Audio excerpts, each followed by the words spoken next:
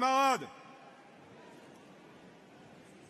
je suis mandaté par les syndicats du secteur des autoroutes concédées et ouvrages d'art à péage de la FETS pour voter contre le rapport d'activité du secrétaire général de la Confédération et pour voter pour le rapport financier du trésorier général. Mon intervention portera donc sur le secteur des autoroutes concédées, autrement dit le réseau payant des autoroutes. Ce secteur emploie environ 13 000 salariés, a généré un chiffre d'affaires de près de 10 milliards d'euros en 2016, engraisse toujours davantage ses actionnaires avec 3,30 milliards d'euros de dividendes redistribués en 2015 et a supprimé un peu plus de 7 000 salariés en moins de 10 ans. Mes camarades, c'est également un secteur où on se lève le matin pour aller bosser sans être sûr de rentrer chez soi le soir. 188 accidents en 2017 impliquant des salariés en intervention.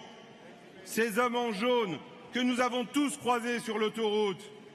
Un mort sur le réseau SANEF que vous avez emprunté pour venir à Lille. Et des patrons qui restent sourds aux revendications des salariés qui exigent simplement plus de sécurité. Il faut seul, mes camarades, il faut seul apporter la revendication des salariés pour plus de sécurité à tous les niveaux. Les a mobilisés au mois d'octobre dernier devant la Chambre patronale et a réussi à obtenir de la ministre chargée des Transports un groupe de travail sur la sécurité des personnels piloté par son cabinet. Les patrons sont courroucés. Les salariés se mettent à espérer enfin un peu plus de considération. Mais ça, mes camarades, nous savons le faire. Et nous irons jusqu'au bout pour qu'on ne meure plus au travail.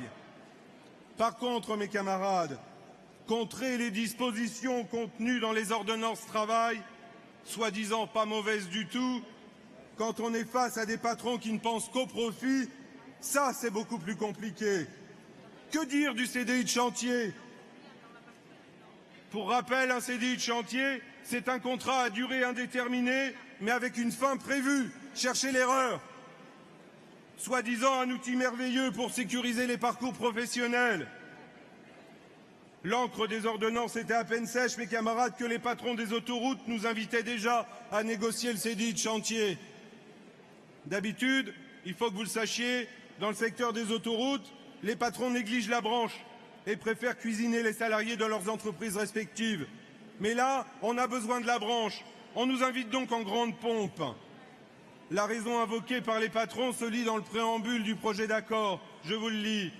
Les parties signataires entendent ainsi utiliser les nouveaux outils mis à leur disposition par l'ordonnance, je vous passe le numéro, permettant de favoriser et de sécuriser par accord de branche le recours au contrat à durée indéterminée conclu pour la durée d'un chantier.